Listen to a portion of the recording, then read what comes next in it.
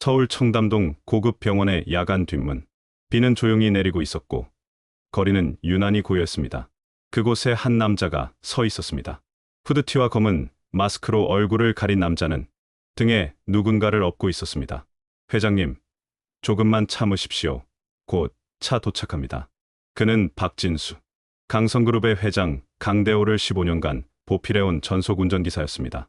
회장의 몸은 힘없이 축 늘어져 있었고 얇은 병원 가운은 비에 젖어 추위에 떨고 있었습니다. 진수야, 가족들한텐 알리지 말아다오. 회장은 나지막이 말하며 기력이 다 빠진 손으로 진수의 어깨를 붙잡았습니다. 그 애들 앞에선 절대 죽고 싶지 않다. 그 말에 진수는 가슴이 미어졌습니다. 도대체 왜? 아드님도 따님도 계시는데 왜 그러시는 겁니까? 하지만 그는 묻지 않았습니다.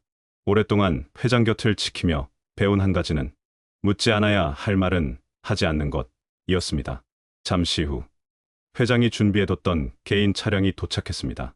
진수는 능숙하게 회장을 뒷좌석에 눕히고 시트에 담요를 펼쳐 덮어드렸습니다. 차 안에선 아무 말도 없었습니다. 회장은 창밖을 멍하니 바라보다 이내 눈을 감았습니다. 어디로 갑니까, 회장님? 강원도 오지에 내 별장이 하나 있지. 가족들 몰래 거기서 죽고 싶구나. 강남에서 강원도 깊숙한 산골까지. 진수는 무려 4시간 넘게 운전했습니다. 중간중간 휴게소에도 들르지 못한 채 그는 잠든 회장을 조심스레 살피며 속도를 조절했습니다. 그리고 새벽 3시 달빛 아래 겨우 보이는 작은 오두막 같은 별장이 모습을 드러냈습니다. 여긴 아무도 몰라. 이 집 내 이름으론 되어 있지 않아. 회장은 숨을 헐떡이며 말했습니다. 진수는 회장을 안아 올려 그 집의 작은 온돌방으로 옮겼습니다. 그곳엔 먼지가 가득했지만 벽난로엔 여전히 장작이 남아 있었습니다. 진수는 불을 지폈습니다. 그리고 회장을 따뜻한 이불로 덮어드렸습니다. 감사하다, 진수야. 그제야 회장은 조용히 울기 시작했습니다. 15년을 함께한 운전기사 앞에서 처음 흘리는 눈물이었습니다. 진수는 물었습니다. 회장님, 왜 가족들에게 알리지 않으셨습니까? 회장님처럼 위대한 분이 그토록 외롭게 죽음을 맞이하시다니요. 회장은 말없이 한참을 바라보다가 입을 열었습니다. 진수야, 넌 참 말수가 적은 아이였지. 그래서 내가 널 곁에 두었는지도 모르겠다. 사람은 말이 아니라 행동으로 믿어야 한다는 걸 난 늦게 깨달았단다. 그 순간 회장의 눈동자엔 오래된 회한이 맺혀 있었습니다. 내 가족들은 내 성공의 그림자야. 사랑 대신 돈으로 키운 결과지. 아들은 날 회사에서 몰아내려 했고 딸은 이 세상에 있는지도 모르겠구나. 그래서 난 그 애들 곁에서 죽고 싶지 않다. 진수는 이틀 전 병실에서 있었던 사건을 기억해냈습니다. 회장이 갑자기 의식을 잃고 쓰러졌을 때 첫째 아들 강준호가 병원에 도착해 의료진에게 이렇게 말했습니다. 저 사람 정신이 온전치 않습니다. 아버지라 해도 회사 경영에 더 이상 참여 못하게 해주십시오. 아니, 보호자 동의 없이 수술은 불허입니다. 그건 제 결정입니다. 진수는 그 말에 분노했습니다. 그는 회장의 손을 붙잡고 조용히 물었습니다. 회장님, 정말 그 말이 사실입니까? 회장은 고개를 끄덕였습니다. 그 아이는 아버지를 사랑하는 게 아니라 내 이름을 원했지. 그래서 난 널 불렀다. 진짜 마지막을 함께할 단 한 사람. 불 꺼진 방 안, 벽난로 불빛만이 일렁였습니다. 회장은 허공을 바라보며 중얼거렸습니다. 내가 어릴 적엔 말이다. 아버지가 없었지. 어머니는 공장에서 일하다 돌아가셨고 나는 단 한 번도 누군가의 등에 엎여본 적이 없었다. 그래서 너한테 엎였을 때 그게 처음이었다. 그게 고마웠다. 진수는 눈시울을 붉히며 고개를 떨궜습니다. 회장님, 전 평생 그 말 듣고 싶었습니다. 진수야, 고맙다. 그 단 한마디요. 작은 시골 별장, 조용한 밤이었습니다. 불이 꺼진 벽난로에는 마지막 장작이 타들어가고 있었고 어둠 속에서 회장은 조용히 숨을 몰아쉬고 있었습니다. 진수는 회장의 곁을 지키고 있었습니다. 그는 회장의 손을 가볍게 감싸 쥐고 있었습니다. 그 손은 믿을 수 없을 만큼 메말라 있었고 그 속에 살아온 세월의 흔적이 선명했습니다. 그때 회장이 나지막한 목소리로 말했습니다. 진수야, 내가 죽기 전에 꼭 한 사람을 다시 보고 싶구나. 진수는 고개를 들었습니다. 누구 말씀이십니까, 회장님? 영숙이. 그 이름, 기억도 희미하지만 아직도 내 가슴에 살아있는 여인이야. 그땐 29이었지. 지방 출장 중에 들렀던 어느 변두리 시장 골목. 비가 오는 날이었어. 회장은 마치 꿈을 꾸듯 과거를 되짚기 시작했습니다. 어깨 춤추듯 바쁘게 움직이던 작은 분식집. 앞치마를 두르고 김밥을 말던 여자가 있었지. 그녀의 이름은 정영수. 강대호가 세상에 회장이라는 이름을 달기 전 아직도 고된 일에 손이 갈라졌던 시절 만났던 여인이었습니다. 그 여자가 날 보며 웃었지. 그 미소 하나에 난 매일 그 분식집에 갔단다. 그때 난 아무것도 가진 게 없었어. 오히려 돈을 더 빌려 쓰던 시절이었지. 하지만 영숙은 묻지 않았고 계산서에 꾹꾹 눌러 쓴 말 한 줄만 남겼습니다. 오늘도 수고 많으셨어요. 김밥 값은 다음에 주세요. 그때 난 세상에서 처음으로 무언가를 조건 없이 받아봤단다. 회장은 눈을 감았습니다. 그때의 공기, 냄새, 웃음소리, 떨리는 손끝까지도 그대로 기억하고 있었습니다. 그리고 어느 날 그녀는 내게 말했지. 나 아기를 가졌어요. 난 도망쳤지. 너무 무서웠거든. 책임질 자신이 없었어. 난 성공하고 싶었고 그 여자와 아기, 그 모두가 내 걸림돌이라 여겼던 것 같구나. 그날 이후로 연락을 끊었고 다시는 그 시장 골목으로도 가지 않았어.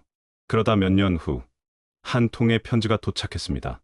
대호 씨, 잘 지내시죠? 아이는 잘 크고 있어요. 당신 곁에는 보내지 않을 거예요. 그저 잘 사시길 바랄게요. 난 그 편지에 아무 대답도 못했지. 그러다 다시 연락을 해보려 했을 땐 회장의 입술이 떨렸습니다. 그녀는 이미 세상을 떠났다고 하더구나. 아이는 고아원에 보내졌고 그 이름조차 알 수 없었어. 진수는 입을 다물고 있었습니다. 회장의 고백은 그가 평생 단 한 번도 꺼내보지 않은 내면의 무덤 같았습니다. 진수야, 그 아이가 살아있다면 어디선가 날 원망하며 살고 있을지도 모르지. 그 아이가 날 몰라도 괜찮다. 다만 단 한 번 얼굴만이라도 보고 싶다. 진수는 고개를 숙였습니다. 알겠습니다. 제가 찾아보겠습니다. 반드시. 회장은 고개를 천천히 저었습니다. 아니, 그 아이 앞에 내가 나타나는 건 죄야. 그 아이를 망칠지도 몰라.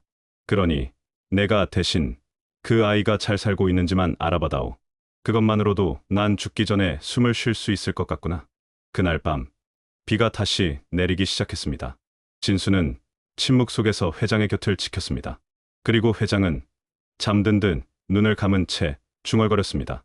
영수가, 나 이제야 후회를 배우고 있어. 그 애 꼭 안아줄 수 있다면 그게 내 마지막 소원이야. 창밖에선 작은 나무 가지들이 흔들리고 있었습니다.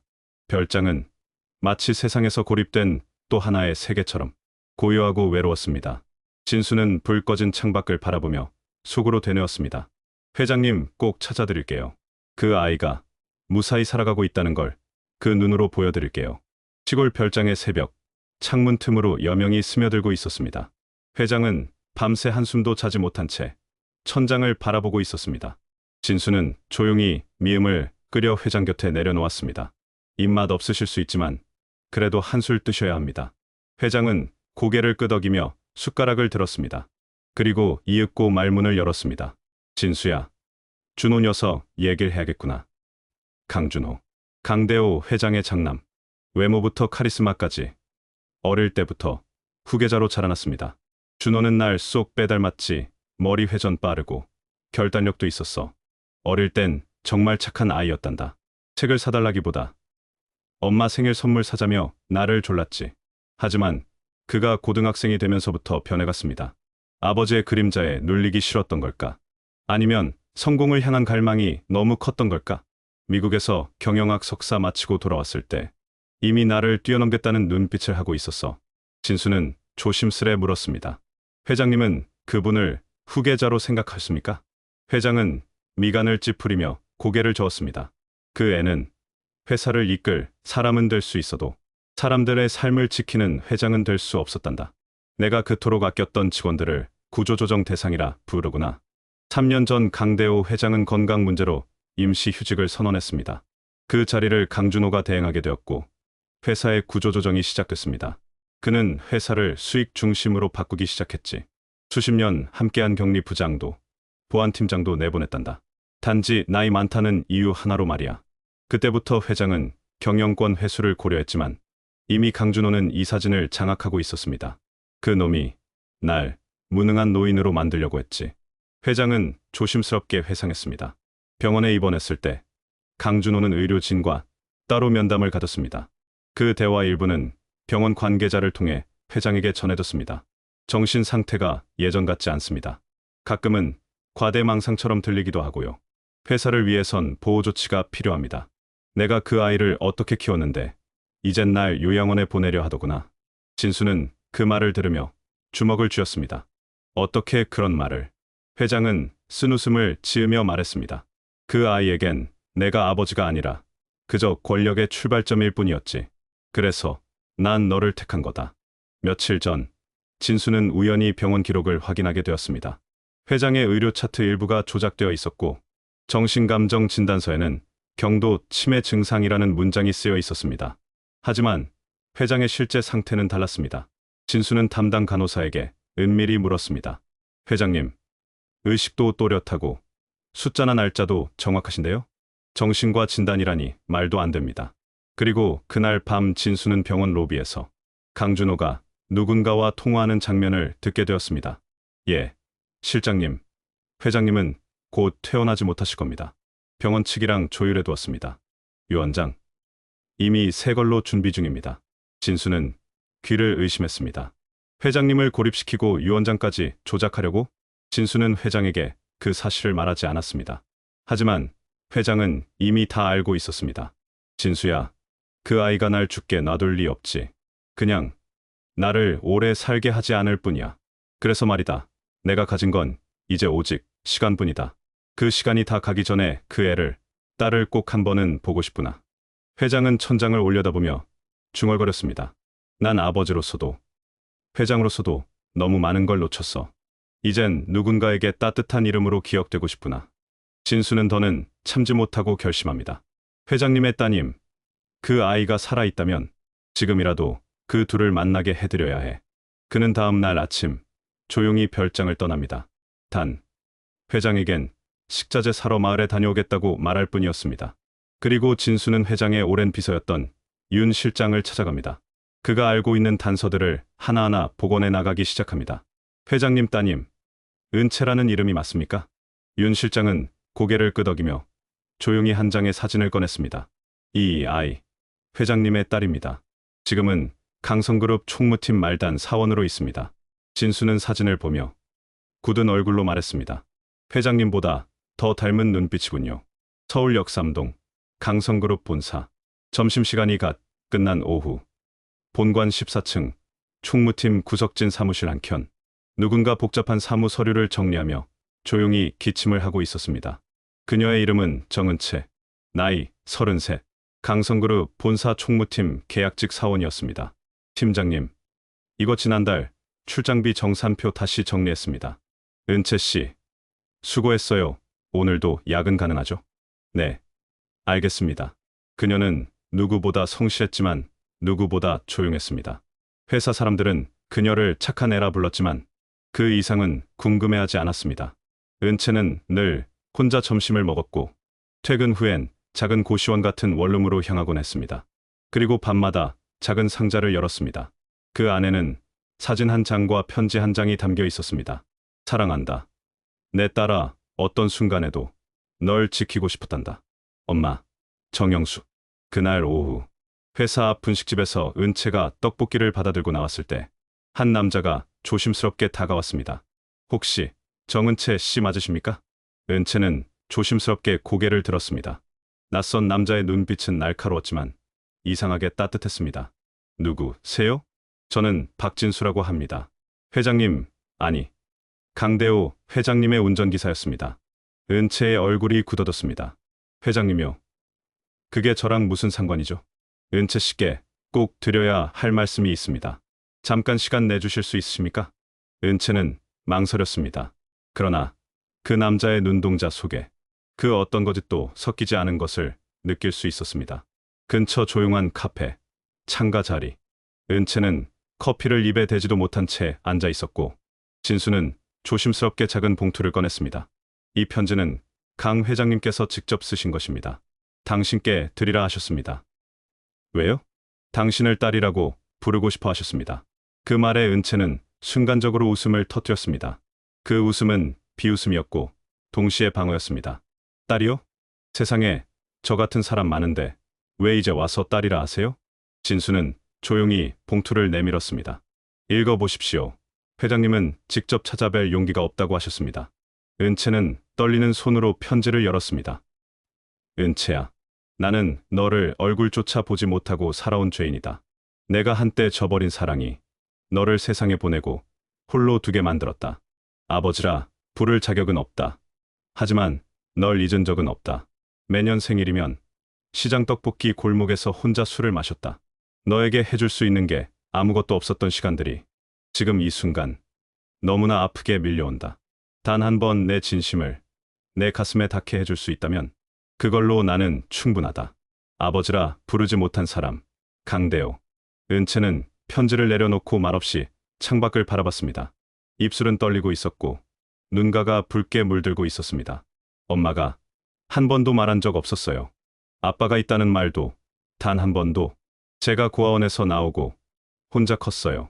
생활보조금 받고 알바하고 그렇게 살았어요. 진수는 조용히 손을 모은 채 듣고만 있었습니다. 근데 갑자기 회장님이 제 아버지라고요? 왜요? 왜 이제 와서? 그분은 뭐가 부족해서 절 찾으시는데요? 저는요, 회장님이 아니어도 살아왔어요. 그녀는 말끝을 흐리며 눈을 감았습니다. 그리고 조용히 중얼거렸습니다. 하지만 그 편지에 엄마 냄새가 나네요. 은채 씨, 회장님은 지금 강원도에 계십니다. 마지막이 가까워졌습니다. 직접 뵙는 건 원치 않으셔도 됩니다. 그냥 멀리서라도 뵙고 가실 수 있게 해드릴게요. 은채는 한참을 망설였습니다. 그리고 이내 고개를 끄덕였습니다. 정말 보고 계실까요? 그분이 진심이었을까요? 진수는 단호하게 말했습니다. 그분은 당신을 위해 자신의 전 생애를 처음으로 후회하고 계십니다. 다음 날 새벽, 서울에서 출발한 차량 한 대가 강원도 산골로 향했습니다. 은채는 뒷좌석에 앉아 있었습니다. 손에는 아직 펼치지 않은 회장의 편지를 들고 있었습니다. 창밖으로 넘어가는 하늘, 그리고 마음 속 깊이 피어오르던 묘한 기운. 그녀는 느꼈습니다. 이건 우연이 아니라 어쩌면 너무 늦게 온 운명이었습니다. 차창 밖으로 강원도의 산길이 펼쳤습니다. 가을이 깊어질 무렵 잔잔한 낙엽이 흩날리고 있었습니다. 은채는 손에 편지를 쥔 채 말없이 앉아 있었습니다. 진수는 운전석에서 그녀를 흘끔 바라봤지만 말을 걸지는 않았습니다. 이 침묵은 어쩌면 그동안 하지 못했던 수많은 말보다 진하고 무거웠습니다. 작은 시골 별장, 잿빛 지붕 아래 굽은 소나무 한 그루가 오래된 세월을 증명하듯 서 있었습니다. 여기입니다. 진수가 문을 열고 안내하자 은채는 천천히 발을 내딛었습니다. 내가 왜 이곳에 온 걸까? 그녀는 아직도 스스로 묻고 있었지만 심장은 계속해서 조용히 두드리고 있었습니다. 방문 앞 은채는 잠시 멈춰섰습니다. 회장님께선 지금 잠시 깨어 계십니다. 그동안 한마디도 하지 않으셨는데 오늘 아침 단 한마디 하셨습니다. 뭐라고요? 딸이 올까라고 하셨습니다. 그 말에 은채는 입술을 앙다물었습니다. 눈가가 뜨거워지기 시작했습니다. 방문이 조심스럽게 열렸습니다. 안쪽엔 벽난로가 낮게 타고 있었고 얇은 이불 아래 수척한 노인이 눈을 감고 있었습니다. 강대호 회장이었습니다. 세상의 빛을 가졌던 남자. 그러나 지금은 세상에서 가장 작아진 존재였습니다. 은채는 그를 한참 바라봤습니다. 그 어떤 말도 나오지 않았습니다. 그녀는 손에 쥔 편지를 조용히 주머니에 넣고 방 안으로 천천히 들어갔습니다. 그때였습니다. 회장이 눈을 떴습니다. 천천히 고개를 돌려 문 쪽을 바라봤습니다. 그리고 멈췄습니다. 은채의 얼굴을 보는 순간 회장은 가쁜 숨을 몰아쉬며 입술을 떨었습니다. 영숙이. 은채는 놀란 눈으로 그를 바라봤습니다. 아버지, 맞으세요? 은채야. 은채 맞구나. 회장은 손을 떨며 이불 위로 올리려 했지만 힘이 없어 제대로 움직이지도 못했습니다.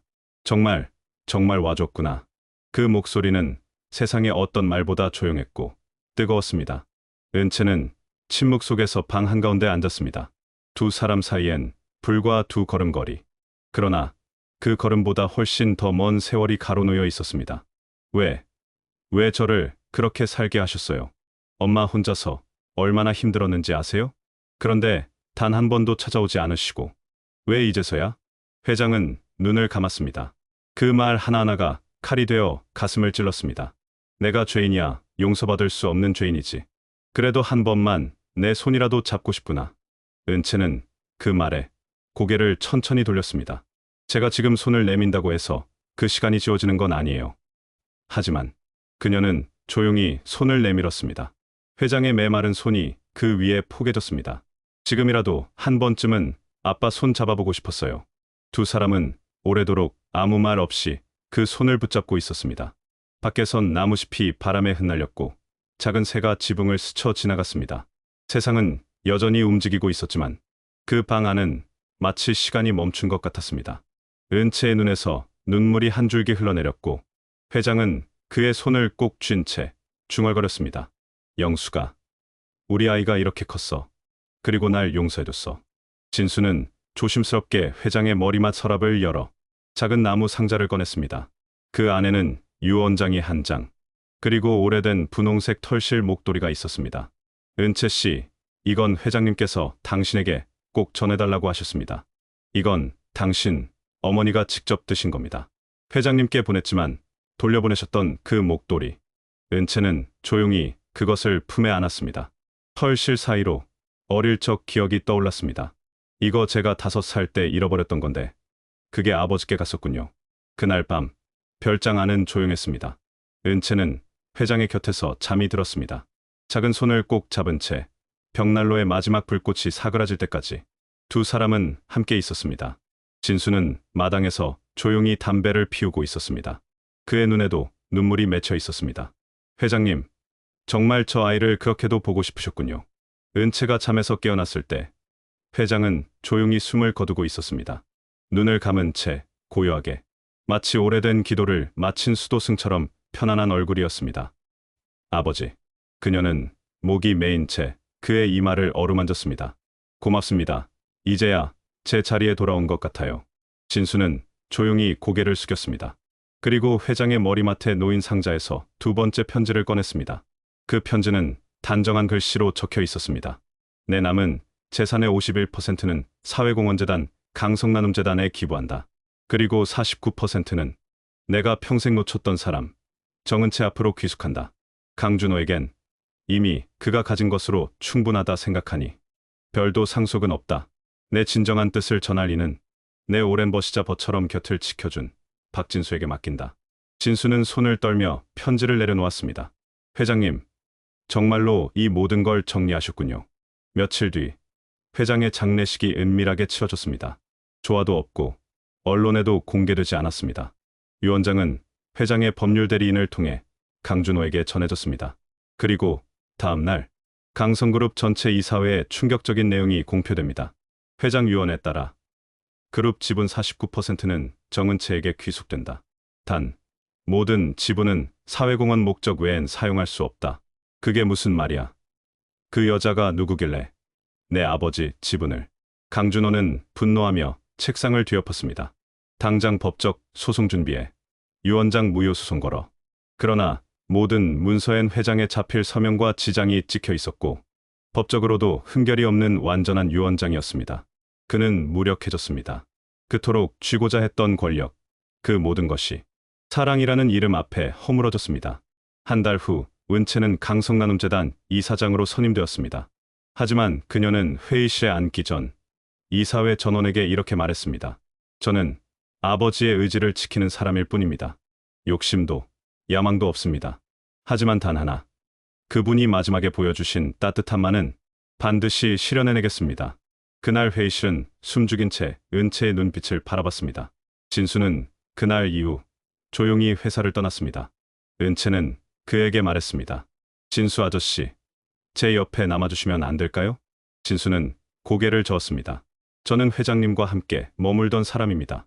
이제 당신의 길엔 당신과 어울리는 사람들이 생겨야 해요.